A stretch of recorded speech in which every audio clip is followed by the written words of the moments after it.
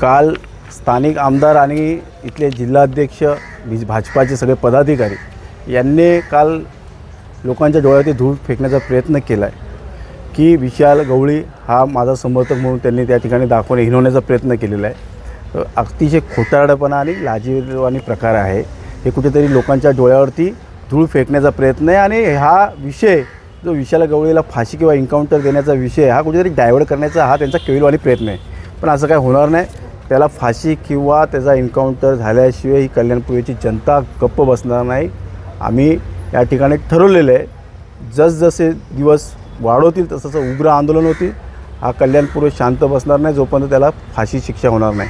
त्या ठिकाणी विशाल गवळीचं त्यांनी पेज दाखवलेलं आहे। तो पेज आजपर्यंत कोणालाच त्याचा सर्च केल्यानंतर मिळाला नाही, फक्त भाजपालाच कसा मिळाला? म्हणजे भाजपा ह्या प्रकरणामध्ये पेज बनवण्यापासूनपर्यंत माहीर आहे हे याच्यामध्ये निष्पन्न होतं। माझं असं म्हणणं की तुम्ही ठोस पुरावा दाखवा जे त्याच्यामध्ये तथ्य असेल।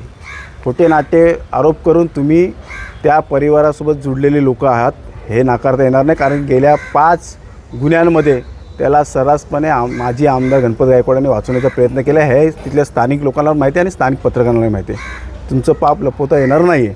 आणि मला असं वाटतं की ते वाल्मिक कराडची जशी संपत्ती जप्ती केली तशी माझ्यावरती जेव्हा गोळीबार झाला त्याच्यानंतर त्यांचा गणपत गायकवाड यांचा मुलगा वैभव गायकवाड हा सर्रास फरार आहे। त्याची कोणत्याही प्रकारची संपत्ती जप्ती केलेली नाही आहे।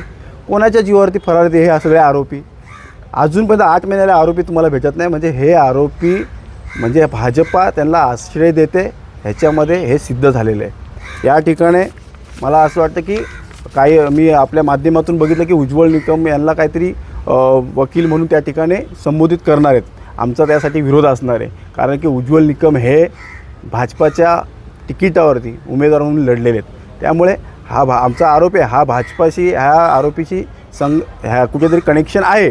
त्यामुळे भाजपाचा कोणताही जोडलेला वकील या ठिकाणी आम्ही ॲक्सेप्ट करणार नाही। पोलीस स्टेशनमध्ये आम्ही निवेदन दिलेलं की माझ्या बाबतीत खोटा फोटो दाखवण्यात आलेला आहे। विशाल गवळीचं खोटा अकाउंट बनवलेलं आहे।